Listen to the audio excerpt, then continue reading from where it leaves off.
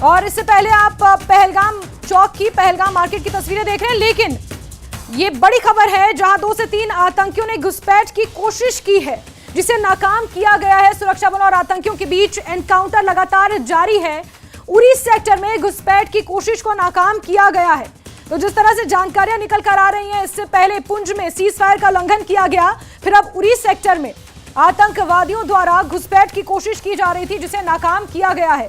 इस वक्त का बड़ा अपडेट, बड़ी खबर आपको दे रहे हैं। तो आतंकवादी किस तरह से सुनियोजित तरीके से घुसपैठ करने, दहशतगर्दी फैलाने की मंशा से यहां पर पहुंचे हुए थे, जहां पहलगाम में बायसरन इलाके में उन्होंने अंधाधुंध फायरिंग की, फिर उसके बाद उरी सेक्टर में घुसपैठ की कोशिश को नाकाम किया गया है।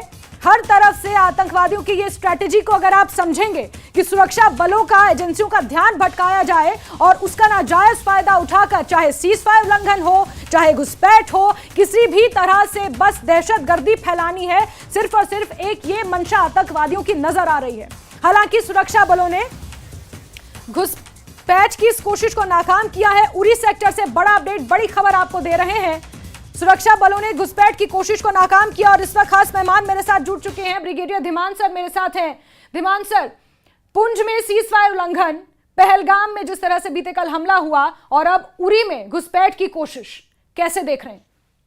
देखिए, ये आपको ये समझना है कि टाइमिंग क्या है इस सारी साजिश का। ये टाइमिंग ये है कि जब अमेरिका के vice president JD Vance Bharat में है और वो 500 बिलियन डॉलर का बिजनेस लेके आ रहे हैं, और साथ में भारत के प्रधानमंत्री बैठे थे सऊदी अरेबिया में मोहम्मद बिन सलमान के साथ, उसमें भी बिलियंस ऑफ डॉलर्स की बात हो रही थी। और ये सारी जो एग्रीमेंट, ट्रेड एग्रीमेंट थे, ये सब चाइना से शिफ्ट किए जा रहे थे भारत की तरफ। तो चाइना ने शायद पाकिस्तान को बोला, क्योंकि पाकिस्तान चाइना का वैसल स्टेट है, उनका आका है, हर बात मानता है, तो इसलिए उन्होंने बोला कि ऐसा कुछ करो कि इस वक्त अगर कुछ गड़बड़ी फैलाओगे जम्मू कश्मीर के अंदर, तो पूरी दुनिया में मैसेज जाएगा कि जम्मू कश्मीर, इंडिया के अंदर सब ठीक नहीं है। ये उस साजिश के तहत उन्होंने ये सारी कार्रवाई कल की है, टाइमिंग देखते हुए, और साथ में नाकाम कोशिश की है घुसपैठ की भी। और सीज फायर एग्रीमेंट जो इंडिया ने पाकिस्तान के साथ किया हुआ है, उसकी क्लियर वायलेशन है। तो इस वायलेशन को हमें नाकाम करना है, हमें इसको मानने की जरूरत नहीं है। डीजीएमओ लेवल पे जो हॉटलाइन है, बात होती है, उसकी जरूरत नहीं है। साथ में फ्लैग लेवल मीटिंग होती है, क्योंकि पाकिस्तान हमेशा डिनायल में रहता है। वो मानता ही नहीं है कि ये जो आदमी घुसपैठ कर रहे हैं या सीज फायर का उल्लंघन कर रहे हैं, वो पाकिस्तानी आर्मी है। तो अगर वो नहीं है, तो ये डीप स्टेट के कौन से लोग हैं जो वहां से आते हैं और इनके बहकावे में आकर के वो अपनी जान देने फिदाइन बन के आते हैं धर्म के नाम पे, और आगे जो भी उन्माद फैलाते हैं। बिल्कुल ब्रिगेडियर धीमान सर जी, जिस तरह से आपने कहा कि इस वक्त अमेरिका के उपराष्ट्रपति पहुंचे हुए हैं जेडी वेंस यहाँ पर, और एक संदेश देने की कोशिश है, लेकिन इसमें धर्म का एंगल किस तरह से हम देखें? क्योंकि जो अपडेट्स निकल कर आए मौके से पहले ये कहा कि आप अजान पढ़िए, या इस तरह से आपको हम अक्सर कहते हैं कि मजहब नहीं होता आतंक का, और ये इस तरह की बड़ी बड़ी बातें कही जाती हैं, लेकिन यहाँ तो साफ नजर आ रहा है कि आप मजहब के आधार पर ही कत्लो गारत कर रहे हैं। देखिए, ये जो आतंकवादी हैं, ये मदरसे में बनाए हुए, पकाए हुए लोग हैं, और इनको सिखाया जाता है। जबकि ये ओवरऑल जो स्ट्रेटेजिक लेवल पे उनके आका पीछे बैठे हैं, जो काम करवाना चाहते हैं, ये तो कैनन फोल्डर हैं, ये तो मरने के लिए आए हैं। ये आदमी कोई ये नहीं कि कोई चीज फतह करने आए हैं, कोई विजेता बनने आए हैं, ये तो मरने के लिए आए हैं। और इनको सिखाया जाता है कि भाई हमने जो भी ये जिहादी है, जो भी एंटी इस्लाम है, वो काफिर है। तो इसीलिए उन्होंने वहां जाकर के, ये जो आपके आई विटनेस अकाउंट में आपने सुना है कल कि भाई आपका मजहब क्या है, आपका नाम क्या है, आप तो मुस्लिम दिखते नहीं है, हमें जरा कलमा पढ़ के सुनाइए। जब उन्होंने नहीं किया तो गोली मार दी। तो वो दूसरा एंगल है, जो पाकिस्तान की जो ट्रेनिंग है इन जिहादियों की, वो उसकी वजह से हो रहा है। जबकि ये बड़ी बात जो है, ये बेसिकली चाइना के बेस पे है कि भारत में, दुनिया को ये बताया जाए कि भारत में सब ठीक ठाक नहीं है। तो एक इवेंट उन्होंने कल पहलगाम में कर दिया, आज सुबह आपको उड़ी में घुसपैठ की नाकाम कोशिश मिली, और जम्मू के 10 डिस्ट्रिक्ट में इस वक्त सर्च अभियान जारी है। वहां पे बिल्कुल ब्रिगेडियर धीमान सर, मैं आपके पास वापस आऊंगी इन तमाम अपडेट्स के लिए कि इसके आगे क्या पॉसिबल स्टेप्स हो सकते हैं, हमसे समझेंगे। लेकिन इस बीच श्रीनगर का रुख कर लेते हैं। मेरे सहयोगी सरोज कफील वहां से जुड़े हुए हैं लाल चौक से।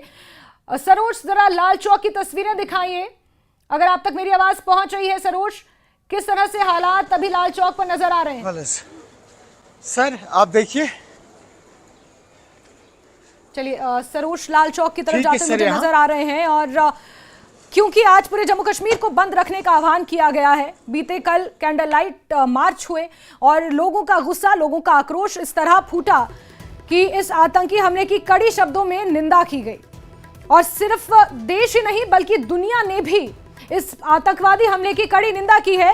सरोज जुड़ चुके हैं मेरे साथ और लाल चौक पर मौजूद है। सरोज, लाल चौक का क्या हाल है इस वक्त बताइए, क्योंकि पूरे जम्मू कश्मीर में बंद का आह्वान किया गया है, यानी बंद की कॉल दी गई है।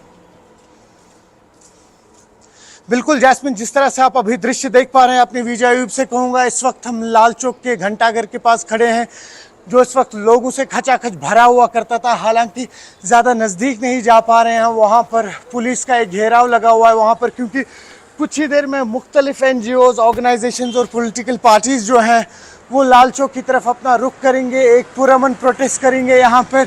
और साथ ही साथ जो ट्रेडर्स एसोसिएशन है यहाँ पर मक्का मार्केट की, वो भी आज यहाँ पर एक पुरअमन प्रोटेस्ट करने वाले हैं।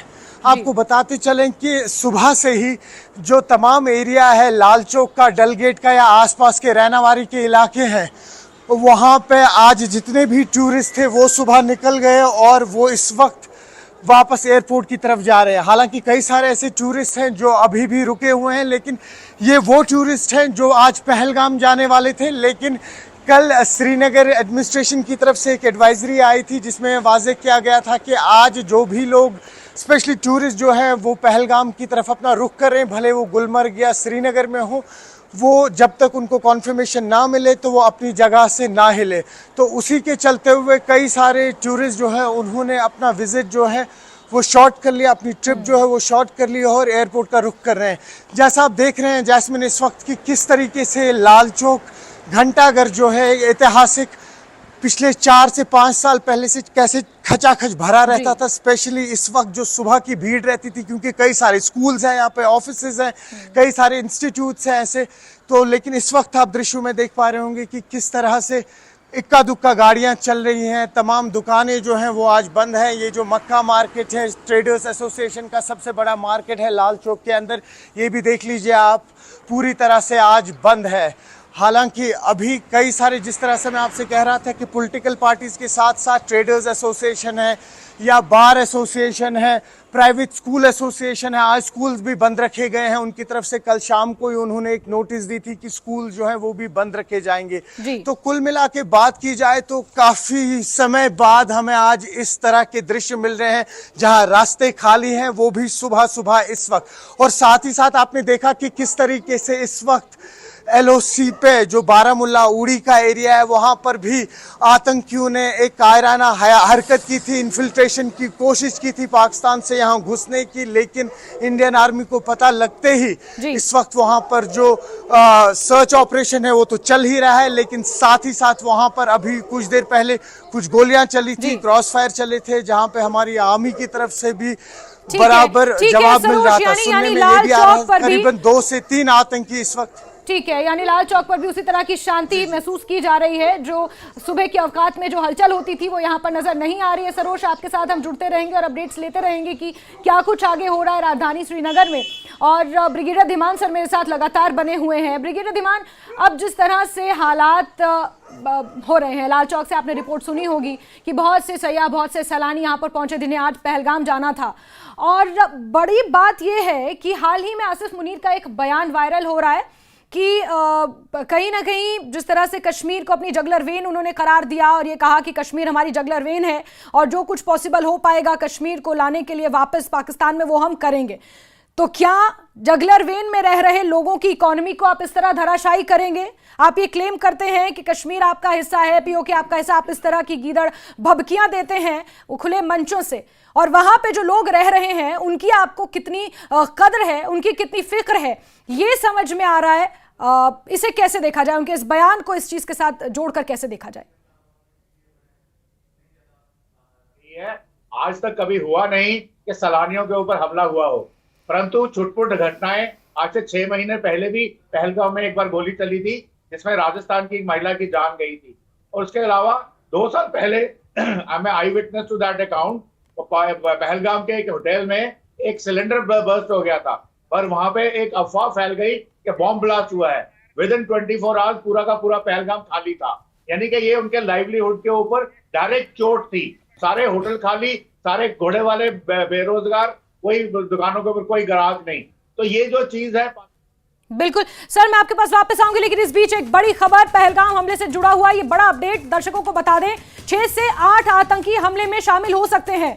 सूत्रों के मुताबिक ये जानकारी मिल रही है कि 6 से 8 आतंकवादी शामिल हो सकते हैं। पहलगाम हमले से जुड़ा हुआ बड़ा अपडेट, जिस तरह से इस हमले को अंजाम दिया गया, ओपन फायर किया गया आतंकवादियों द्वारा सयाहों पर, जो वहां पर घूमने के लिए पहुंचे हुए थे। बैसरन इलाका है पहलगाम का, वहां पर सयाह घूमने पहुंचे हुए थे और उनके ऊपर जो ताबड़तोड़ फायरिंग की गई, उस फायरिंग में 6 से 8 आतंकी शामिल हो सकते हैं, ये सूत्र बता रहे हैं।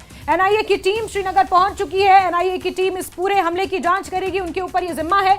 गृह मंत्री अमित शाह जम्मू कश्मीर में मौजूद हैं और पल पल की स्थिति का अपडेट ले रहे हैं, किस तरह से आगे अब कार्रवाई की जाए, आतंकवादियों की धरपकड़ के लिए क्या कोशिशें की जानी है और क्या कुछ किया जा रहा है, उस पर अपडेट्स लिए जा रहे हैं। प्रधानमंत्री नरेंद्र मोदी खुद नजर बनाए हुए हैं और दुनिया भर से इसको लेकर प्रतिक्रियाएं सामने आ रही हैं और भारत के साथ संवेदनाएं पूरे विश्व भर से आ रही है सामने। और इस बीच पहलगाम हमले से जुड़ा हुआ बड़ा अपडेट आपको बता रहे हैं, जहां 6 से 8 आतंकवादी हो सकते हैं, ये सूत्र बता रहे हैं। इस हमले में 6 से 8 आतंकवादी शामिल हो सकते हैं।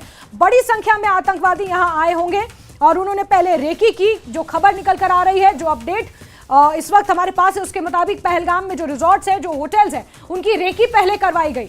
और कहां पर सैलानी ज्यादा मात्रा में जाते हैं, क्योंकि इससे पहले जो अपडेट निकल कर आया था उसके मुताबिक अक्षरधाम में जिस तरह से आतंकवादी हमले को अंजाम दिया गया, उसी की तर्ज पर, उसी पैटर्न में आतंकवादियों ने ये हमला किया है, ये गोलीबारी की है।